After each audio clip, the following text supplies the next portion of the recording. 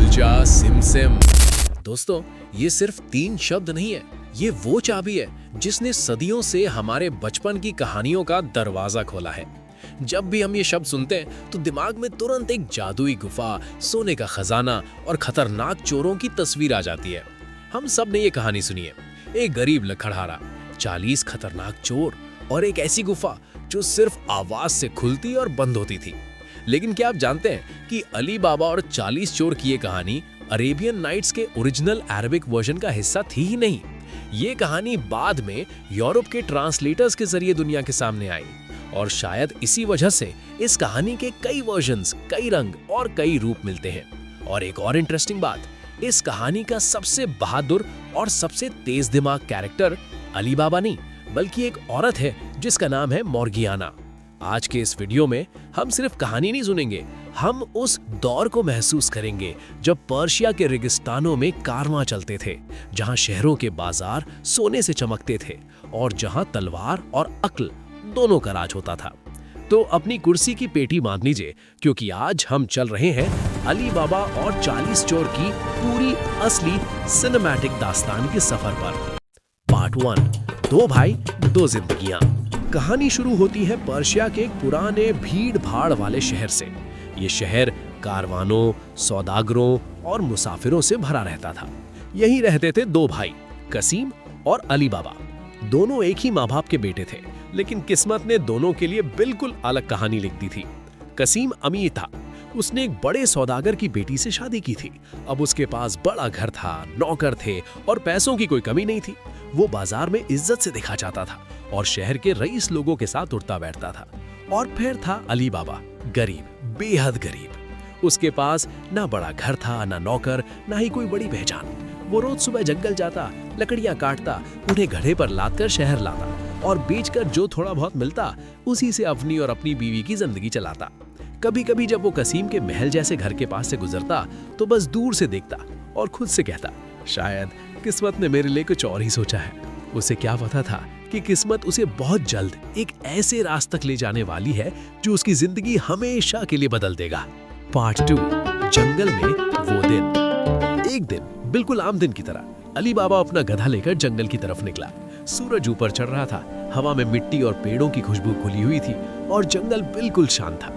वो लकड़ियां काट रहा था कि तभी अचानक उसे दूर से घोड़ों के दौड़ने की आवाज सुनाई दी। पहले धीरे, फिर तेज और फिर जमीन कांपने लगी। अली बाबा घबरा गया। इस जंगल में अक्सर डाकू और लुटेरे घूमते रहते थे। उसने तुरंत अपना काम छोड़ा और एक बड़े पेड़ पर चढ़कर छुप गया। और तब उसने जो देखा वो देखकर उसकी सांस अटक सी गई। 40 घुड़सवार, सबके सब काले कपड़ों में, हथियारों से लैस और उनके चेहरों पर ऐसा खौफ जैसे वो रहम नाम की चीज जानते ही ना हो। वो सीधा एक बड़ी सी चट्टान के पास जाकर रुक गए। चट्टान बिल्कुल नॉर्मल लग रही थी, जैसे बस एक पहाड़ का हिस्सा हो। उनका सरदार आगे बढ़ा, उसने चट्टान की तरफ देखा और बुलंद आवाज में बोला, खुल जा सिम सिम। और अगले पल वो चट्टान धीरे धीरे खिसक गई। अली बाबा अपनी आंखों पर विश्वास नहीं कर पा रहा था। सब चोर अंदर चले गए। कुछ देर बाद वो बाहर आए और सरदार ने कहा, बंद हो जा सिम सिम। चट्टान वापस अपनी जगह पर आ गई, जैसे वहां कभी कोई दरवाजा था ही नहीं। थोड़ी देर बाद सब चोर वहां से चले गए। जंगल फिर से शांत हो गया। अली बाबा का दिल जोर जोर से धड़क रहा था। वो पेड़ से नीचे उतरा और धीरे धीरे उस चट्टान के पास गया। उसने गहरी सांस ली और बोला, खुल जा सिम सिम। और इस बार चट्टान सच में खुल गई। पार्ट 3, खजाने की दुनिया। अली बाबा ने जैसे ही अंदर कदम रखा, उसकी आंखें हैरानी से चमक उठी। गुफा के अंदर अंधेरा नहीं था, बल्कि दीवारों पर लगे मशालों की रोशनी हर चीज को सुनहरा बना रही थी। हर तरफ सोने के सिक्के, हीरे जवाहरात, चांदी के बर्तन, रेशमी कपड़े और इतनी दौलत जितनी उसने अपनी पूरी जिंदगी में कभी सोची भी नहीं थी। ये 40 चोरों का खजाना था, सालों की लूट, मेहनत और खून खराबे का नतीजा। अली बाबा का मन तुझ पल के लालच से भर गया, लेकिन फिर उसने खुद को संभाला। वो जानता था कि अगर उसने ज्यादा लिया तो मुसीबत खुद चलकर उसके घर आ जाएगी। इसलिए उसने सिर्फ उतना ही सोना लिया जितना उसकी जिंदगी बदलने के लिए काफी था, लेकिन इतना नहीं कि किसी को तुरंत शक हो जाए। उसने सोना अपने गधे पर लादा और बिना वक्त गंवाए घर की तरफ चल दिया। उस रात जब उसने अपनी बीवी को सब बताया तो दोनों देर तक चुप रहे। उन्हें खुशी भी हो रही थी और डर भी इस बात का कि ये राज अगर बाहर आ गया तो उनकी जिंदगी खतरे में बढ़ सकती है। पार्ट 4, लालच का जहर। लेकिन शहर में कोई बात ज्यादा दिन छुपी नहीं रहती। कुछ ही दिनों में कसीम की बीवी ने नोटिस किया कि अली बाबा के घर में अचानक सब कुछ बेहतर हो गया है। ज्यादा अनाज, बेहतर कपड़े और चेहरों पर थोड़ी सी तसल्ली। उसने कसीम को बताया, सुनिए, एक बात समझ नहीं आ रही, अली बाबा के पास इतना पैसा आखिर आ कहां से रहा है? और धीरे धीरे पूरा राज सामने आ गया। कसीम का दिल चलने लगा, पहले जलन, फिर गुस्सा और फिर लालच। वो अली बाबा के पास गया, उसे धमकाया और गुफा का राज जान लिया। अगले दिन वो 10 खच्चर लेकर जंगल की तरफ निकल पड़ा। उसने चट्टान के सामने खड़े होकर कहा, खुल जा सिमसिम। दरवाजा खुल गया और कसीम अंदर चला गया। अंदर जाकर उसका होश ही उड़ गया। वो सोना भरते भरते अपनी लिमिट ही भूल गया। लेकिन जब बाहर निकलने का वक्त आया, उसका दिमाग काम करना बंद कर चुका था। घबराहट में वो चिल्लाया, खुल जा गेहूं, खुल जा जौ, खुल जा चना। अरे खुल क्यों नहीं रहा? उसे घोड़ों की आवाज सुनाई दी। 40 चोर वापस आ चुके थे। कसीम का अंजाम इस कहानी का सबसे अंधेरा हिस्सा है। पार्ट 5, मॉर्गियाना, असली हीरो।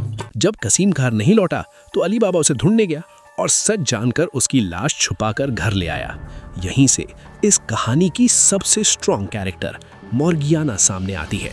वो कसीम के घर की एक गुलाम थी, लेकिन उसकी समझ और हिम्मत किसी शहजादे से कम नहीं थी। चोरों को पता चल गया था कि कोई और भी है जो उनके राज को जानता है। उन्होंने अली बाबा का घर ढूंढ निकाल लिया और रात को दरवाजे पर चौक से एक निशान बना दिया ताकि अगले दिन आकर सबको मार सके। मॉर्गियाना ने वो निशान देख लिया और उसने कमाल की चाल चली। उसने पूरे मोहल्ले के हर दरवाजे पर वही निशान बना दिया। अगली रात जब चोर आए, वो पहचान ही नहीं पाए कि असली घर कौन सा है। उनका प्लान फिर से फेल हो गया। लेकिन सरदार इतनी आसानी से हार मानने वाला नहीं था। इस बार वो तेल के व्यापारी का भेष बदल कर आया।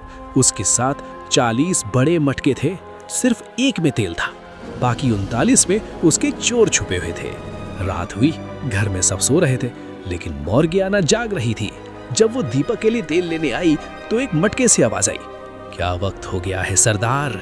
उस पल मॉर्गियाना सब समझ गई। उसने बिना शोर मचाए किचन में जाकर तेल उबाला और एक एक करके सब मटकों में डाल दिया। बिना तलवार उठाए, बिना चीख पुकार के उसने पूरे गैंग को खत्म कर दिया। पार्ट 6, आखिरी मुकाबला।